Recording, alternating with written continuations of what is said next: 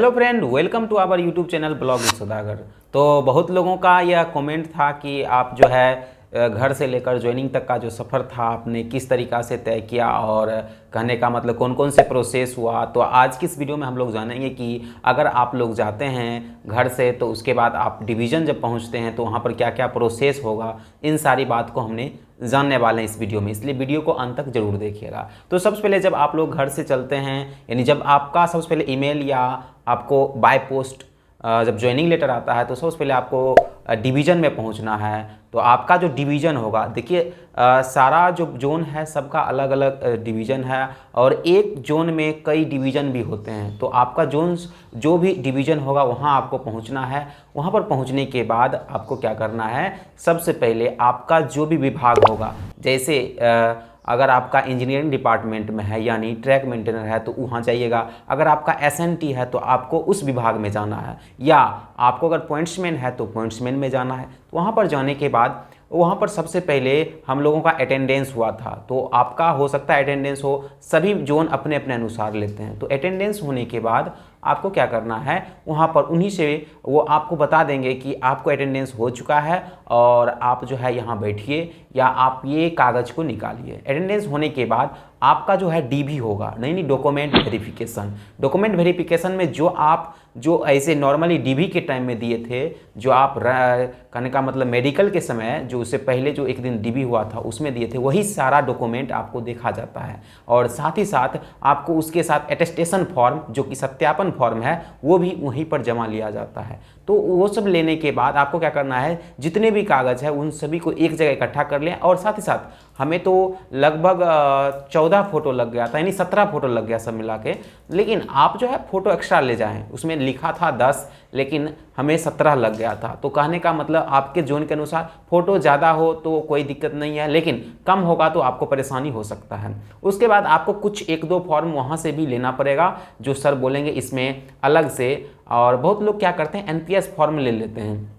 अगर NPS form आपका online नहीं हो रहा, अगर ऑफलाइन है तब तो लेना ही पड़ेगा। लेकिन जैसे सिकंदराबाद जोन में मेरा एक साथी था जिनका एसएनटी में हुआ है, उनको जो है ये कहने का मतलब एनपीएस फॉर्म ऑनलाइन ही भराया जा रहा था। तो ऑनलाइन अगर भराया जा रहा तब तो आपको ये ऑफलाइन वाला कागज़ लेने की कोई आवश्यकता नहीं है। लेकिन अगर आपको ऑनलाइन नहीं भराया जा रहा है तब आपको क्या करना है, एनपीएस फॉर्म 3 कॉपी लगता है, 3 कॉपी ले लें। और सत्यापन फॉर्म जो है, आपको सत्यापन फॉर्म में क्या करना है, सबसे पहले कि बहुत लोग क्या करते हैं एक ही सत्यापन फॉर्म भर के जाते हैं, लेकिन ऐसा नहीं है। सत्यापन फॉर्म आपको तीनों भर के जाना अपने हैंड राइटिंग में, और उस पर तीनों पर फोटो जो है जिस रेशियो में बोला है आप चिपका सकते हैं। बहुत लोग मेरे में क्या किया था, फोटो उतना रेशियो का नहीं चिपकाया था, फिर भी मतलब कहने का मतलब हो जाता है। पासपोर्ट साइज भी फोटो है ठीक है, लेकिन जो रूल है कहता है कि जितना 5x7 का फोटो वो जरूर लगाएं। और उसके बाद जब आपका डीबी फाइनली हो जाएगा, डीबी में एक और बात है, आपको एक्स्ट्रा क्वालिफिकेशन जो भी किए होंगे, कोई लोग आईटीआई किए होंगे या जो ग्रेजुएशन का शुरू में नहीं लगाए होंगे लेकिन अभी लगा सकता है। अभी आपके पास जितना भी एक्स्ट्रा डॉक्यूमेंट है या जितना भी एक्स्ट्रा क्वालिफिकेशन है वो सारा आप लगा सकते हैं। और जब ये सारा चीज़ हो जाएगा तो थोड़ा सा वेट करने के बाद आपको क्या करना पड़ेगा, वहीं से आपको बोला जाएगा कि आपका कौन सा सेक्शन है। अगर इंजीनियरिंग डिपार्टमेंट में गए होंगे तो उसमें सेक्शन बताएगा, लेकिन अगर आप जो है जैसे दूसरा जैसे एसएनटी हो गया या पॉइंट्समैन हो गया, तो पॉइंट्समैन का तो अलग है, थोड़ा सा उस पर भी चर्चा करेंगे। पहले ये जान लेते हैं जो जनरल है, जैसे कि एसएनटी हो गया, उसके बाद हो गया अपना ट्रैकमैन जिसको कहते हैं, उसी को हम लोग बोलते हैं इंजीनियरिंग डिपार्टमेंट। तो कहने का मतलब अगर उसका है तो आपको वहाँ पर थोड़ा वेट करना पड़ेगा। वहाँ पर एक मेमो तैयार होता है जिसमें आपका जो सेक्शन है यानी स्टेशन है उसका अलॉटमेंट किया जाता है, तो वहीं से सारा काम होता है। तो वहाँ पर जहाँ भी अलॉटमेंट किया जाएगा आपको उसमें एक फ़ोटो चिपकाया हुआ रहेगा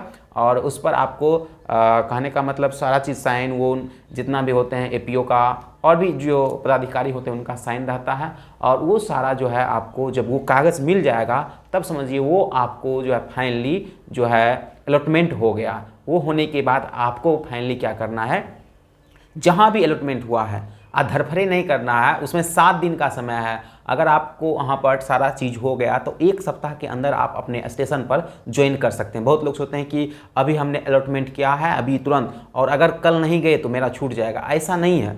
लेकिन उसमें तो सारा इंस्ट्रक्शन लिखा रहता है कि कितने दिन, हमारे में तो 1 सप्ताह था। और आप ज़रूर उसमें पढ़ें, इंग्लिश में लिखा हुआ रहता है कितने डेज तक आप जो है इसमें ज्वाइन कर सकते हैं। तो मेरा तो 7 डेज था, लेकिन हम क्या किए थे, अगले दिन ही ट्रेन पकड़ लिए थे और ट्रेन पकड़ के अपने सेक्शन पहुंच गए। और सेक्शन पहुंचने के बाद आपको क्या करना है, सेक्शन में आपको जो डिपार्टमेंट है उनका सर बैठते हैं, उनका पदाधिकारी बैठते हैं, उन्हें सबमिट करना है। और वहाँ पर भी बहुत सारा डॉक्यूमेंट्स तैयार होता है, वहाँ पर भी बहुत सारा आपको साइन करना पड़ेगा। मेन तो सेक्शन में ही काम होता है, अगर जिसका ट्रैकमैन है, और जिसका अगर SNT है तो उसका सारा डिवीज़न में भी हो जाता है। उसके बाद आपको क्या करना है, सेक्शन से आपको फिर से स्टेशन अलॉटमेंट होता है कि आपको फिक्स कौन सा स्टेशन मिलेगा।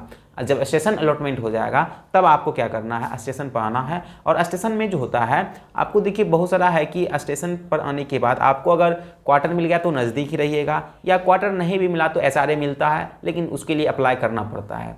तो जब स्टेशन मिलेगा तब जाके आप अस्थिर होइएगा, यानी फाइनली जो है आपका। लेकिन एक और बात है कि जिस दिन आप रिपोर्ट करते हैं, जिस दिन आप सेक्शन हो या जिस दिन आपका जो है अलॉटमेंट हो जाता है, उसके अगले दिन, यानी जब आप स्टेशन पहुंच जाते हैं ना, स्टेशन बोले या सेक्शन, तभी से आपका जो है कहने का मतलब अटेंडेंस बनना चालू हो जाता है। यानी वहाँ पहुँचने के बाद आप तो डायरेक्ट स्टेशन ही आइएगा। और रही बात कि इस प्रोसेस में समय कितना लगता है, तो सबके अपने ऊपर डिपेंड करता है। अगर जो व्यक्ति तेज़ी में कर लेते हैं तो वो आसानी से पहुंच जाएंगे, और बहुत लोग सोचते हैं कि नहीं अभी हमने जाना है, तुरंत हमको घर आना है, हम सामान लेके जाएं कि नहीं जाएं। तो देखिए सब जोन का अलग अलग है, लेकिन अगर आपको स्टेशन अलॉटमेंट हो गया तो कहने का मतलब आपको तो वहाँ रहना पड़ेगा। कुछ दिन अपना तय करिए, उसके बाद छुट्टी लीजिए। जो भी है वो शुरुआती दौर में थोड़ा सा मुश्किल हो रहा होगा, क्योंकि अभी तो इतना जानकारी हमें भी नहीं है। क्योंकि शुरू में छुट्टी तो मिल जाती है, लेकिन तो CL मिल जाएगा, लेकिन शुरुआती दौर में अपना होता है कि प्रेजेंट टेंस बना के रखिएगा तो अच्छा रहेगा, बेहतर रहेगा आगे के लिए।